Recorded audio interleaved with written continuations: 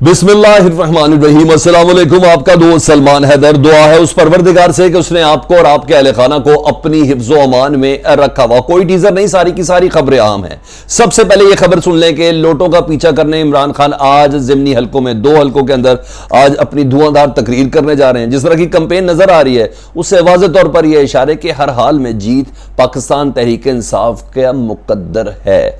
आज कौन से हलके और इन हलकों में कौन से लोटे जिनका पीछा करना है इमरान खान साहब ने, उसकी डिटेल भी मैं आपको बता देता हूं एक के बाद एक। और हां, पाकिस्तान तहरीक इंसाफ की स्ट्रेटजी भी इस हवाले से बिल्कुल मुख्तलिफ हो चुकी है जब उन्हें यह पता चल चुका है कि मुस्लिम लीग नून किस किस तरीके से हर हाल में जिंदगी और मौत का मसला बनाकर इस इलेक्शन को जीतना चाह रही है।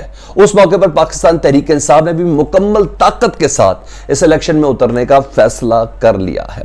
सबसे पहले बता दूं जी, इमरान खान साहब की इस तैयारी से मुताबिक लैया का है PP 282, मोहम्मद ताहिर रंधावा जी, ये एक अदद लोटे 2018 में आजाद हैसियत से ये जीते थे।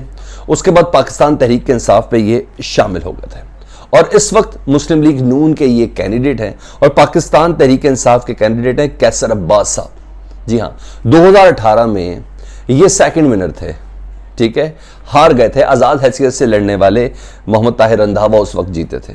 इनके मुद्दे मुकाबिल इस वक्त पाकिस्तान तहरीक इंसाफ के पुराने और देरीना कारकुन हैं कैसर अब्बास साहब, ठीक है जी। उस वक्त नून लीग थी तीसरी पोजीशन पर 2018 में, तो इसका मतलब है कि चांसेस जो उस वक्त दूसरी पोजीशन थी पाकिस्तान तहरीक इंसाफ की, क्योंकि उस वक्त लोटे फिल्टर नहीं हुए थे, तो इस बार उनका चांस ज्यादा है।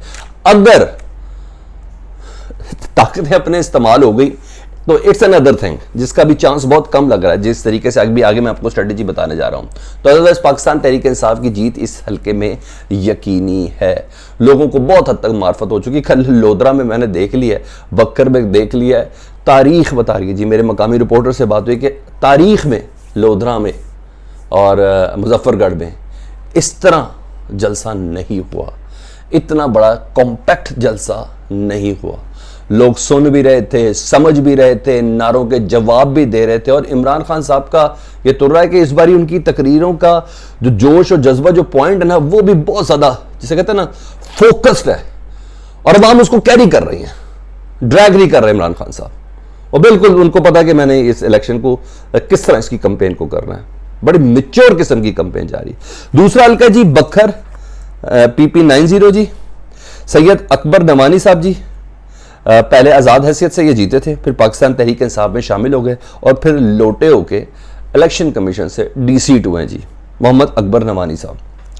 इनके मुकाबले हैं जी उस वक्त 2018 में, यहां थोड़ी सिचुएशन बड़ी मजेदार है। 2018 में मुस्लिम लीग नून के उम्मीदवार थे जो दूसरे नंबर पर आए थे, उनका नाम है इरफानुल्लाह खान न्याजी। इनको पाकिस्तान तहरीक इंसाफ ने अपनी टिकट देके सैयद अकबर नवानी, जो एक अदद लोटे हैं, उनके मुकाबले में खड़ा किया है, जिनको सजा दी भी है इलेक्शन कमीशन ऑफ पाकिस्तान ने DC करके कि उन्हें आइन की खिलाफ वर्जी की है, कानून की खिलाफ वर्जी की है, पार्टी डेकोर की खिलाफ वर्जी की है। उनके मुकाबले में इरफानुल्लाह खान न्याजी को उतारा गया है। तो ये तो मैंने आपको बता दिया कि आज इमरान खान साहब इन दो हलकों के अंदर एक ज़बरदस्त किस्म का खिताब करने जा रहे हैं और मुस्लिम लीग नून की जो सियासत है उसको वाकई ठोकने के लिए इस वक्त इमरान खान साहब की मुकम्मल तौर पर जो तैयारियां और इस वक्त जो हल्के की पोजीशन, जो मेरे मकामी रिपोर्टर से बात हुई, तो बहुत तगड़े शो इधर होने का चांस है।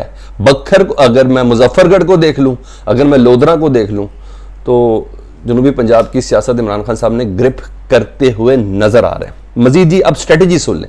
इमरान खान साहब को समझ आ चुकी है कि PMLN इदारों, इंतजामिया, प्री पोल रैगिंग और पूरी ताकत के साथ इदारों, इंतजामिया, सिविल इंतजामिया, प्री पोल रैगिंग के साथ पूरी ताकत के साथ इस इलेक्शन के अंदर उतर चुकी है जी।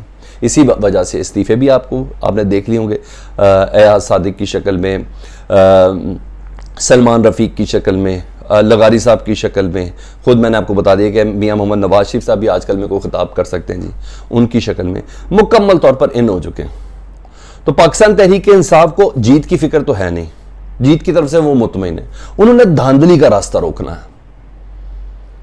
पाकिस्तान तहरीक इंसाफ ने 15 से 16 सीटें, उन्होंने हर हाल में, उनको यकीन है कि हमने निकालने। खैर जो सर्वेज हैं वो कुछ और ही बता रहे हैं, वो इससे ज़्यादा पॉइंट्स बता रहे हैं, लेकिन मैं एक मोहतात अंदाजे के मुताबिक बता रहा हूँ जी। पाकिस्तान तहरीक इंसाफ ने ताकतवर हलकों में अब ये काम शुरू कर दिया है कि पाकिस्तान तहरीक साहब ने अपनी मेन जो क़यादत है उन तमाम को मुकम्मल ताकत के साथ उतारने का फैसला किया है। कल शाह महमूद कुरैशी साहब थे, जी हाँ, एक हल्के के अंदर, इसी तरह वो मुजफ्फरगढ़ के अंदर थे, इसी तरह असद उमर और दीगर आला तरीन क़यादत अब अगले 3 दिनों में, 15 तारीख तक है, अगले 3 दिनों में फिर इलेक्शन डे के अंदर वो इन तमाम हल्कों के अंदर पहुंचाने का फैसला कर लिया जी। अब वो इधर बहुत ज़्यादा एक्टिव नज़र आएंगे। तो धांधली, रैगिंग, इदारे, ये तमाम का जवाब इमरान खान साहब इस स्ट्रेटजी के साथ आ रहे हैं। अच्छा, अब धांधली का रास्ता रोकना है तो इस वजह से। दूसरा एक और चीज़ है जी, फवाद चौधरी साहब ने जी शाह महमूद कुरैशी साहब की शक्ल में के बाद एक और ज़बरदस्त किस्म की वार्निंग दी है, इंतबाह किया है, आप ये कह लें कि हालात के साथ आगाही दी है। मैं जब ये ट्वीट लिख रहा था ना इधर पॉइंट की शक्ल में, तो मुझे इसकी डेप्थ का अंदाज़ा हुआ, ये कितना वज़नी जुमला है। और ये कोई और नहीं, पाकिस्तान तहरीक इंसाफ के तर्जुमान है। कल वाइस चेयरमैन थे, परसों चेयरमैन इमरान खान थे जो श्रीलंका से मुतल्लिक बात कर रहे थे।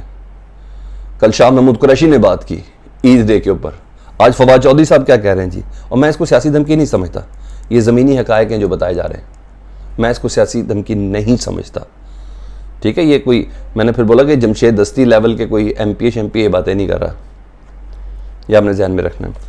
अब अल्फाज नोट करें फवाद चौधरी साहब के ट्वीट के, इमरान खान के जलसों ने साबित किया है कि आम आदमी इस वक्त इनकलाब के लिए तैयार है।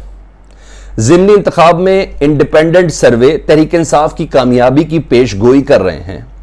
धांधली की कोशिश बेकार होगी, हम इनकलाब के दहाने पर है।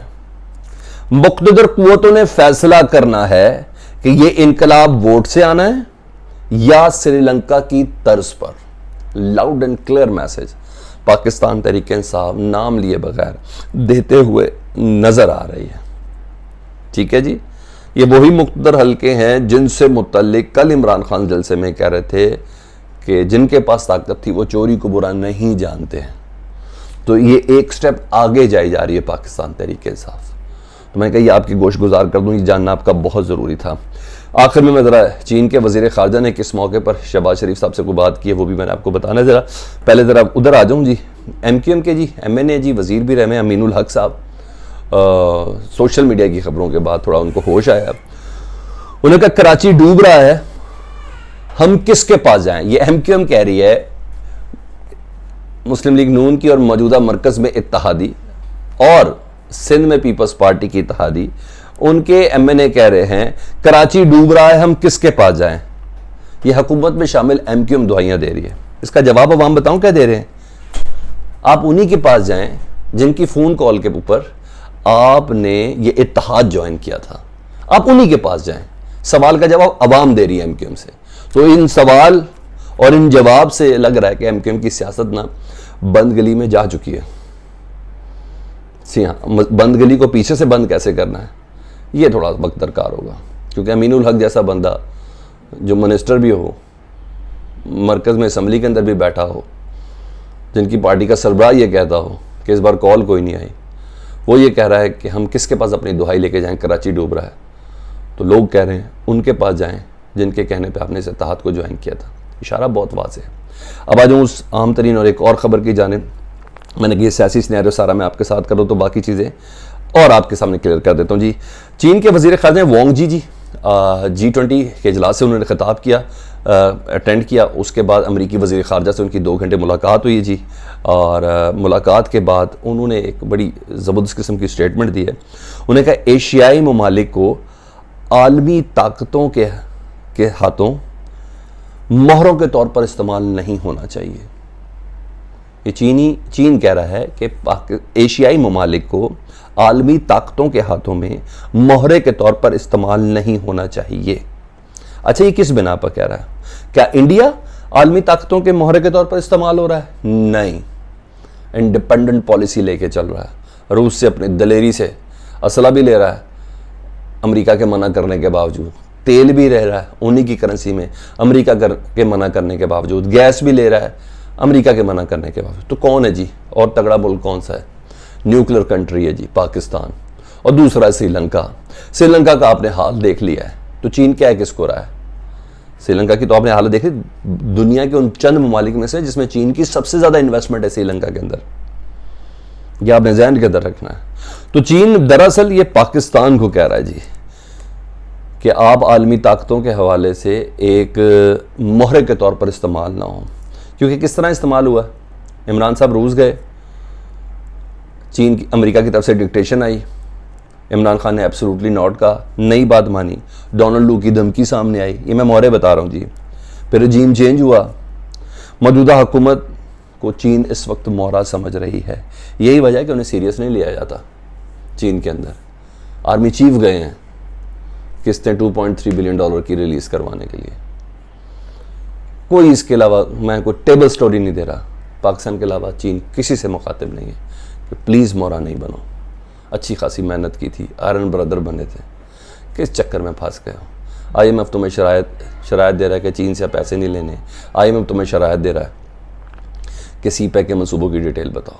ये अपडेट्स थी, आपका जानना हक था। कमेंट सेक्शन में फीडबैक से मुतालिक जरूर आगाह करें। अगर चैनल देख रहे हैं और सब्सक्राइब नहीं किया तो चैनल सब्सक्राइब कर दें। अल्लाहुम्मा सल्ली अला मुहम्मद व आले मुहम्मद।